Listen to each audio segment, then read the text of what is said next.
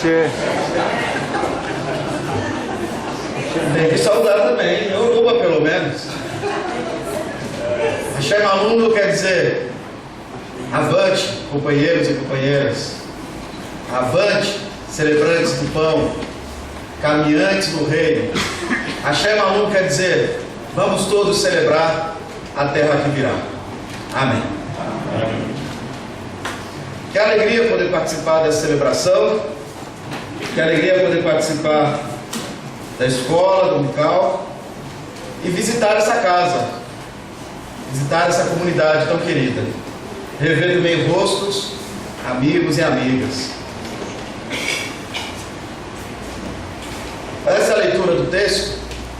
Eu convido a todos e todas que fiquem de pé. Façamos a oração por iluminação.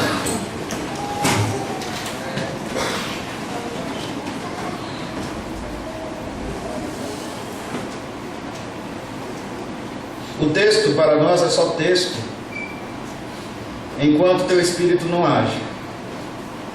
Mas quando teu Espírito sopra, o texto vira para nós a palavra do Cristo, a própria palavra viva. Por isso, sopra sobre nós o teu Espírito. Rogamos, Senhor. Amém. Amém. Convido a comunidade a abrir a sua Bíblia no texto de Números, capítulo 12. Números 12.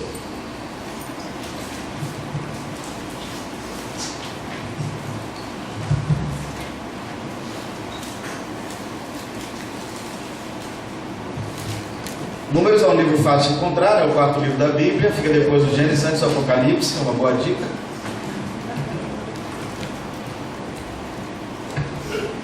Farei a leitura.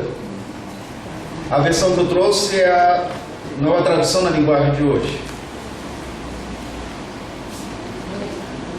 Moisés havia casado com uma mulher da Etiópia, e Miriam e Arão começaram a criticá-lo por causa disso.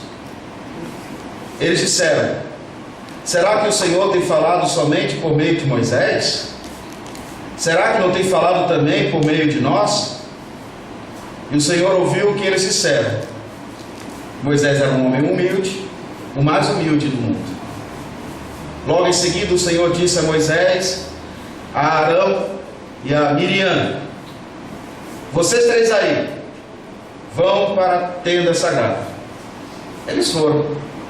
E o Senhor desceu na coluna de nuvem e ficou na entrada da tenda. Depois chamou Arão e Miriam. E quando eles chegaram, Deus disse: agora escutem o que vou dizer. Quando há profetas entre vocês, eu apareço a eles em visões e falo com eles em sonhos.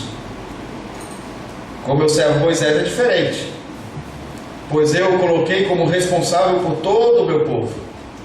Pois eu falo com ele face a face, claramente, e não por meio de comparações.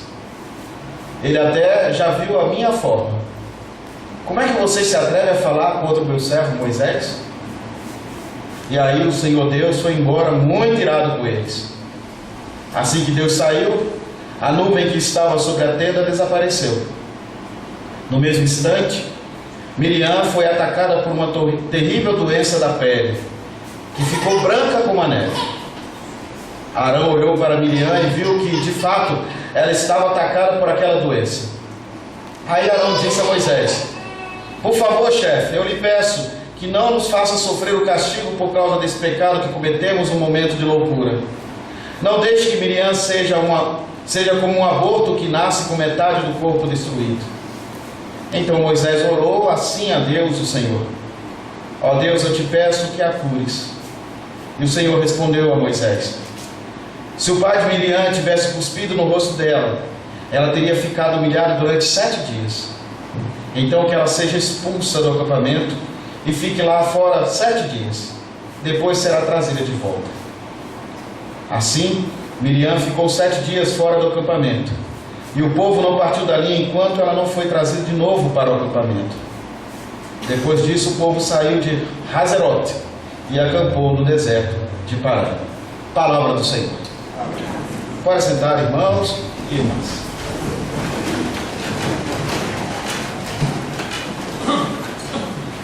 Tradutore, traditore. Há um ditado italiano bem assim. Márcio, se eu pronunciei errado, me corrija. Tradutore, traditore. Todo tradutor é um traidor. O nosso texto lido, principalmente desta versão, está totalmente traído.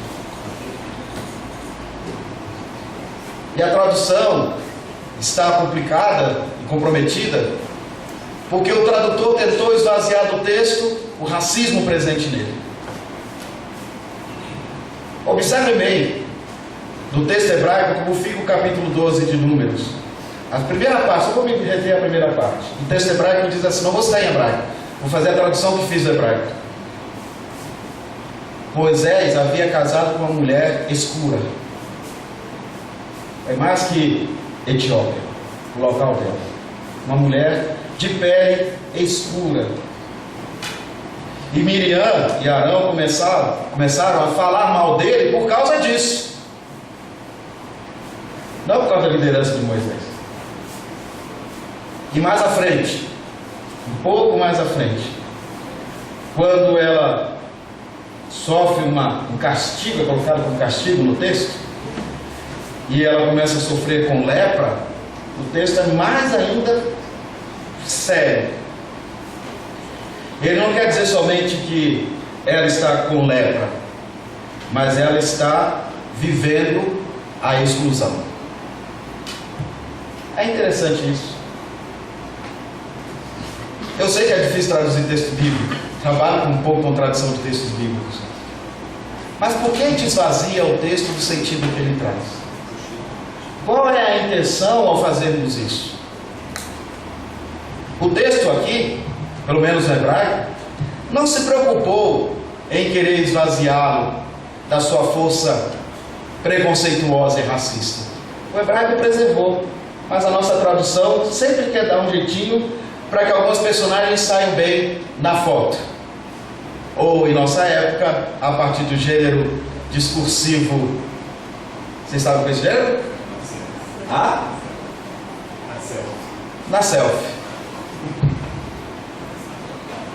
Os nossos textos bíblicos não são inocentes, eles não são ingênuos.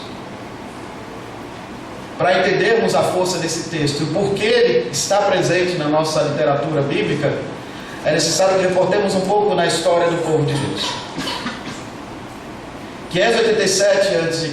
foi o desastre para o Estado de Israel. Nabucodonosor havia cercado toda Jerusalém. E em 587 ele ocupa Jerusalém, invade Jerusalém, destrói o templo de Jerusalém. Tudo que significava poder para Jerusalém, para Israel, foi destruído. Os que lutaram na resistência e que sofreram danos no corpo ou algum problema físico, ficaram entre os destroços de Jerusalém. No entanto, a aristocracia de Jerusalém, os seus sacerdotes, os jovens fortes e musculosos, foram levados para a Babilônia. Os não muito fortes ficaram como escravos, porque não faziam parte da aristocracia. Os que ficaram da aristocracia foram para trabalhar na aristocracia, na máquina aristocrática e burocrática do Império Babilônico. Eis a razão, deu o profeta Jeremias, quando proclama o retorno e convidando o povo para retornar da Babilônia, muitos não quiseram retornar, porque estavam com a vida feita, estavam muito bem. Mas os que retornaram, vieram, essa da aristocracia vieram com o seguinte discurso: nós aqui somos judeus, nós somos a raça pura, temos o sangue puro. E o projeto de reconstrução, vocês conhecem muito bem, está lá presente em 2 livros, Esdras e Neemias. Esdras traz a lei, numa interpretação de Moisés profundamente preconceituosa, em que nessa interpretação feita por ele, os que ficaram entre os destroços, as vítimas de guerra, Os que apresentavam alguma deficiência por causa da resistência ao Império Romano foram tidos como impedidos de serem sacerdotes e de adentrarem o templo de Deus. Foram considerados como leprosos. É esse o termo que aparece na discussão talmúdica sobre aqueles que ficaram em Jerusalém, os destroços. Enquanto a aristocracia estava do bem bom lá no exílio babilônico, esses que estavam destroços tinham que inventar a vida e começaram a se misturar com outros povos, com gente de pele escura. Por isso que quando Neemias retorna para reconstruir os muros de Jerusalém, e todo mundo elogia muito a fé piedosa de Neemias, não quero desacreditá-lo, mas há um projeto horrendo que Neemias traz. E ele fala lá bem abertamente: eis que eu fiz de tudo para que os judeus abandonassem as suas mulheres de outros povos. E há uma rígida proibição a casamentos mistos. É interessante quando os pastores querem falar mal do casamento misto, logo para onde eles vão se apoiar? Em Neemias. E nesse retorno começa a fazer, Neemias fala que começou a exigir que eles se separassem, largassem essas misturas. Alguns eu puxei pelo cabelo, outros eu puxei pela barba. Ele tem toda uma linguagem marcada pela violência. A proposta dos que retornaram era: não queremos mais ter um povo misturado, principalmente com essa gentinha que ficou por lá. Vieram as proibições de casar-se com moabitas. Por isso que o livro de Ruth aparece nessa literatura como resistência. Espera aí, há uma mãe da fé, uma matriarca da nossa fé, que é moabita. E é dentro desse contexto de retorno, de reconstrução, que aparece o texto de Números. Embora, relembrando uma história passada, o registro só acontece depois do exílio babilônico. E coloca na relação direta com Moisés uma mulher, segundo o texto, de pele escura. Essa forma do texto é importante para a gente entender o que se está discutindo. Moisés é desacreditado porque casou-se com uma mulher de pele o quê? Escura. Não é assim que a gente fala dos negros e negras, na nossa linguagem racista? Não é assim? Adriano, por que você casou com aquele escurinho? Escuridão é lugar sem luz, pô. Você não sou escuro.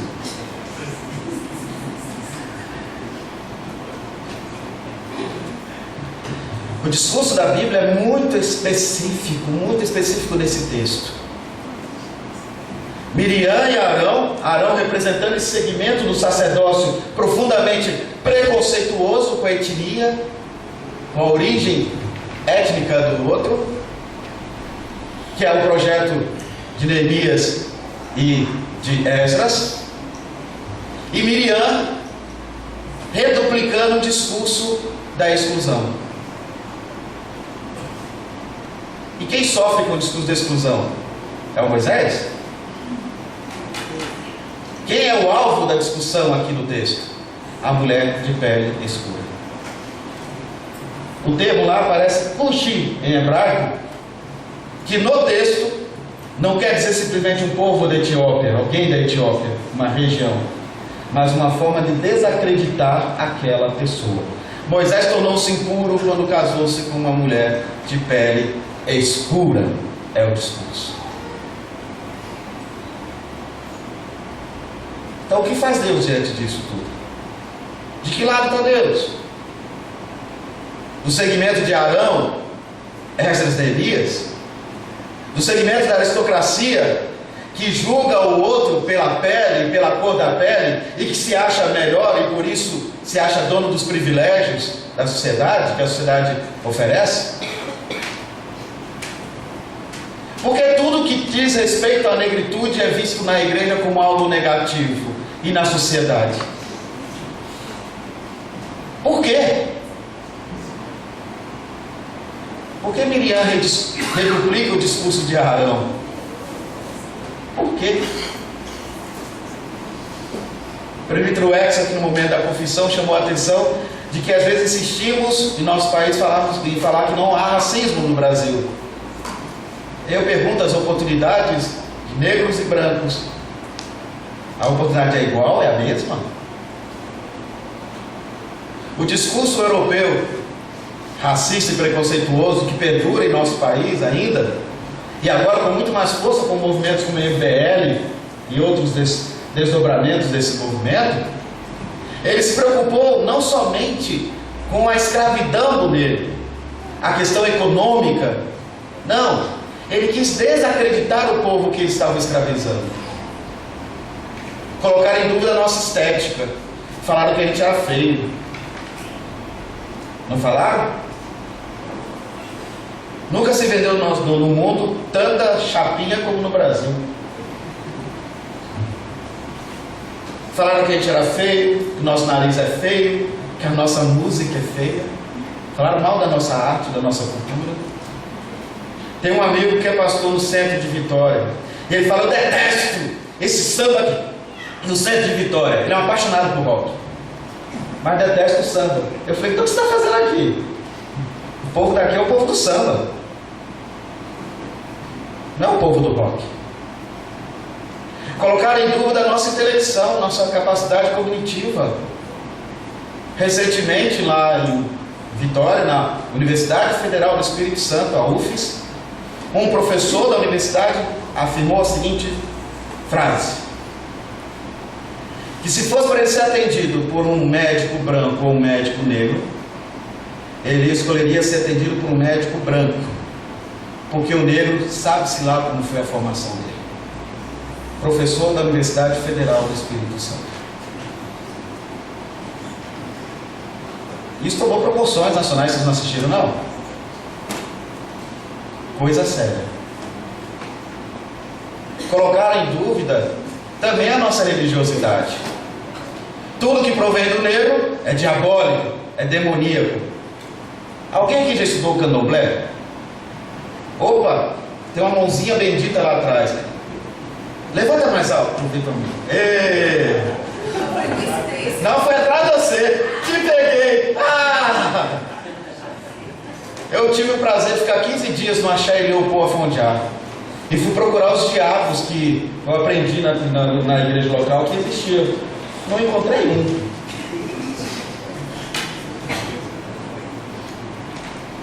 Porque não existe diabo na cultura do candomblé. Mas endemonizaram a religião do candomblé. Nas igrejas neopentecostais e pentecostais, quais são os espíritos que são expulsados lá? Se lembra quais são? São de entidades ligadas ao candomblé. Alguém foi atrás lá, Exu. Eles não expulsam o demônio que a Bíblia anuncia na casa de Paulo Timóteo como dinheiro, não, né? Não expulsam a corrupção, não expulsam o capitalismo, que generosamente, gentileza, o grande profeta urbano do Rio de Janeiro dizia: capitalismo. Não expulsam o espírito ruim do capitalismo. Colocaram na cabeça da gente que tudo que é negro é ruim, é feio, não presta. Colocaram a mesma coisa na cabeça da Miriam e de mulheres na época que o texto foi escrito. Porque quem sofre com racismo, na sua maioria, são as mulheres, chamadas de mulatas. Já ouviram a expressão mulatas? Alguém sabe onde vem a expressão mulata? É o negro com branco. Não, a expressão: mulher que se mexe na cama como uma mula. Daí vem a palavra mulata. Eu, quando era mais novo do que sou, não faz muito tempo não, tinha as mulatas do Sargentelli, e vendeu a imagem para o mundo inteiro que toda negra no Brasil era prostituta e que estava fácil. Isso é tão verdade que durante a minha formação teológica, um colega de intercâmbio da Alemanha, e ele quis sair com uma colega nossa negra. Ela toda animada: eu vou sair com fulano, toda feliz, né? Que dentro do estereótipo de beleza ele era um bonitão. E a primeira coisa depois do jantar, ele falou assim: beleza, nós jantamos, paguei o jantar, agora vamos para a cama.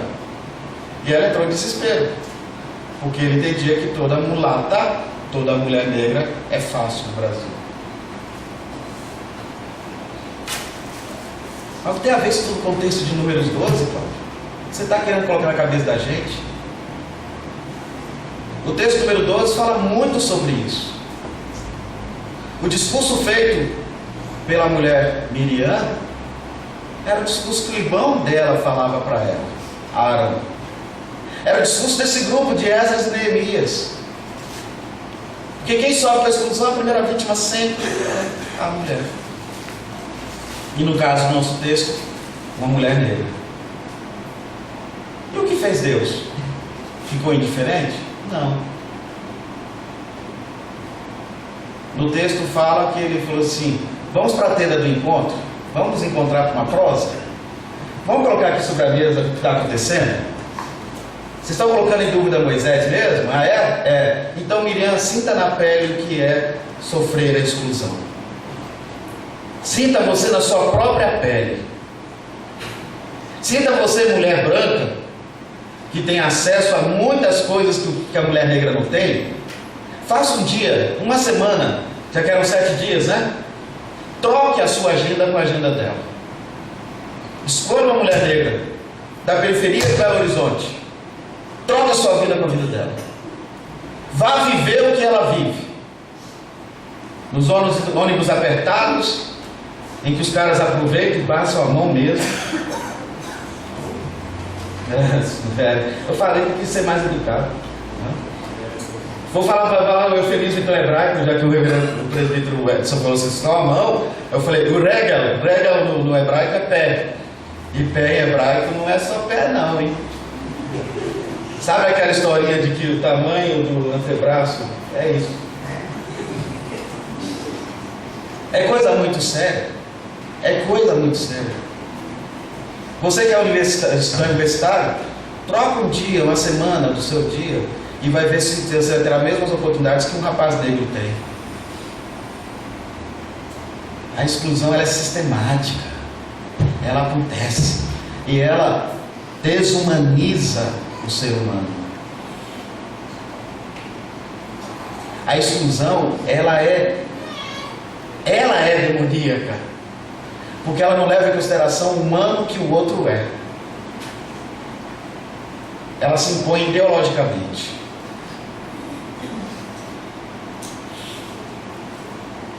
Querem ver um exemplo?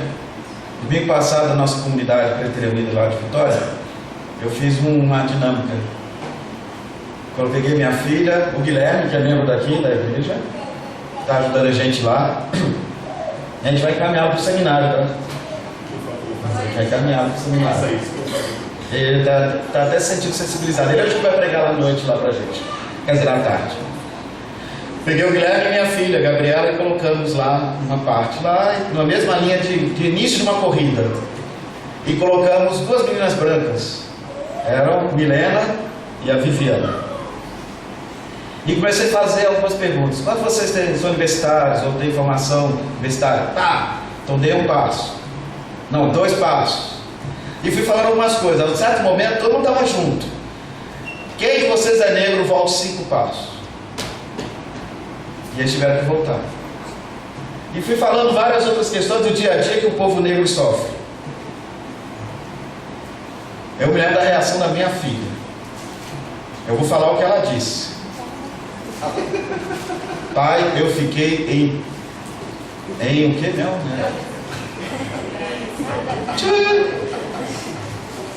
As meninas brancas ficaram desesperadas, ficaram com vergonha, porque se deram conta de como a estrutura que nós temos sociedade exclui o povo negro. Eu fui a uma faculdade em Vitória, levei meu certificado, né, de mestrado em ciência da religião, para concorrer a um trabalho lá, né? Aí o cara pegou, olhou meu currículo, olhou tal, e falou assim, olha, você é bom demais para nós. Eu falei, mas é por isso que eu estou concorrendo, porque eu espero que você esteja procurando o melhor dentre os melhores. Então, você é bom demais para nós.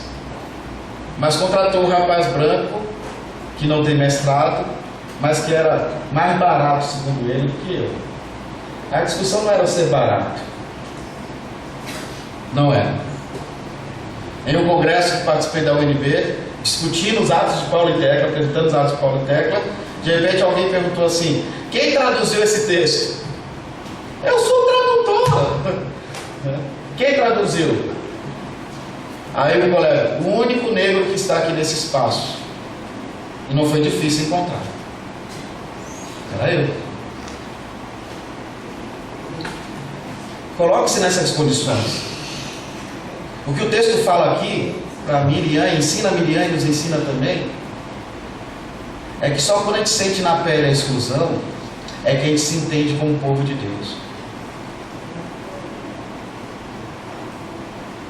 É bonito, é artístico, é belíssimo, os cantos foram cantados aqui, e com motivação africana, eu fico feliz. Mas tem que invadir a vida da gente, não pode ser só uma vez por ano não, senão vira folclore. Tem que fazer parte da vida litúrgica da igreja. Tem que ser parte da nossa história. Caso contrário, ninguém vai se ver. Os negros e negras que aqui estão não se verão. Eu já levei um puxão de orelha do meu querido amigo, o presbítero Edson. Sempre puxão de moderador, porque ele foi moderador do Conselho Coordenador. Ele falou assim: ô reverendo Cláudio, pensei que você viria com uma roupa toda africana e tal. Eu já levei um puxão de orelha, né? Ele tem razão, mas eu não tinha roupa, então fica o que eu tinha. Mas ele tem toda a razão, porque a gente, até a nossa maneira de vestir e pensar é europeu. É europeu. É complicado, gente, é triste, é desafiante. Miriam sentiu na pele. Já que eu vou excluir a outra por causa da cor dela, agora eu vou sentir na pele o que é ser excluído. Deus propõe uma agenda que eu chamaria de uma agenda de... não para que ela se culpabilizasse e pudesse pedir perdão, não é isso. Mas uma agenda propositiva. De reparos, política de reparos mesmo. Vá sentir na pele o que é ficar excluído. Vá. Ontem eu conversava com meu cunhado e ele descia a lenha no sistema de cotas para negros e negras nas universidades públicas, né? E ele desceu a lenha. Depois ele desceu a lenha, deixei que ele falasse bastante. Aí eu falei assim: é que você não é negro. Você sabia que sempre teve sistema de cotas no Brasil? Vocês sabiam disso? Não é só sistema de cotas para negros e negras, não. Se você era filho de alemão, italiano, e queria fazer agronomia, veterinária, etc., tinha cota para você nas universidades públicas. Ser economista e voltar a trabalhar na roça. Tinha. O problema é quando vira essa cota para negros. Aí quando é para negro, a gente tem que discutir a educação pública, educação de base. Não me venha com essa balela, com essa mentira. Não me venha.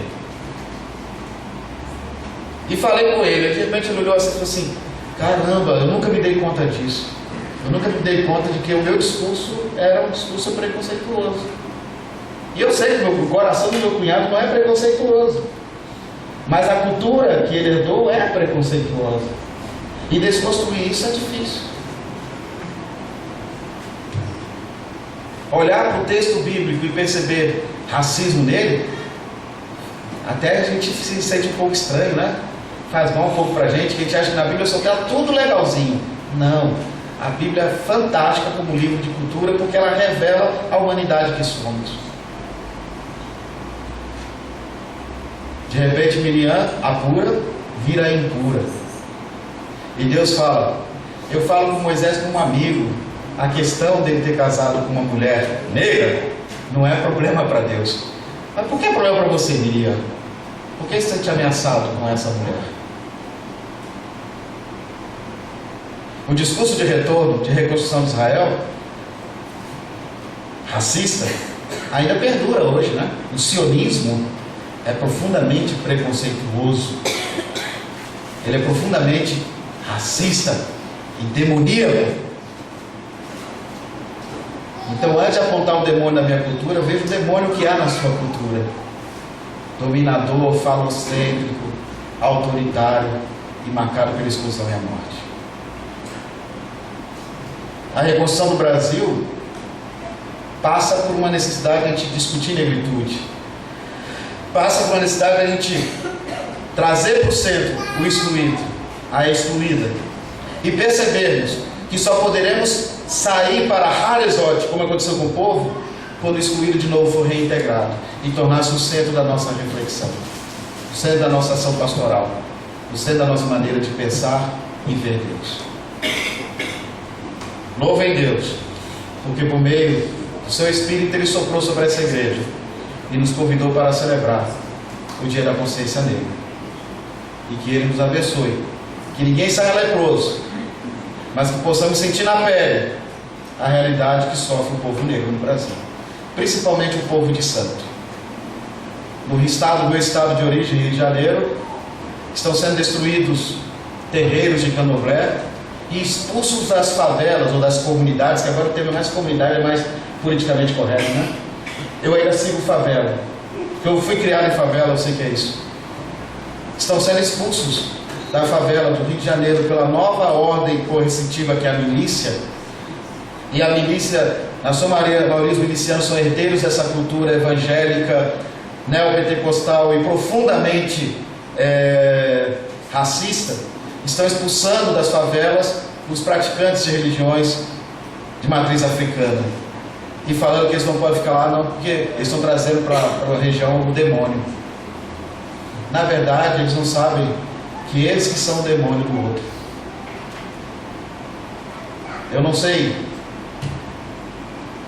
qual é a realidade do povo negro atualmente aqui em Belo Horizonte, mas eu me lembro quando atuei na prefeitura de Belo Horizonte, quando a gente tinha o núcleo de direito e cidadania, e as grandes reclamações que a gente ouvia em Venda Nova eram sobre a questão do racismo. Não dá para aceitar. Não dá para aceitar que pastores e pastoras, que igrejas abram suas bíblias e demonizem a cultura do outro, só porque o outro é, como eles dizem, no texto também diz, de pele escura. Não. Vamos exorcizar isso no nosso meio. Vamos trazer a festa e a alegria. Que eu possa dizer axé malungo e ouvir de volta axé. Que eu possa cumprimentar o outro com a minha dança, com o meu perfil, com o meu cheiro, e eu sentir também do outro a mesma reciprocidade. Porque ser negro e ser negra é fazer parte do povo de Deus. Axé malungo. Axé.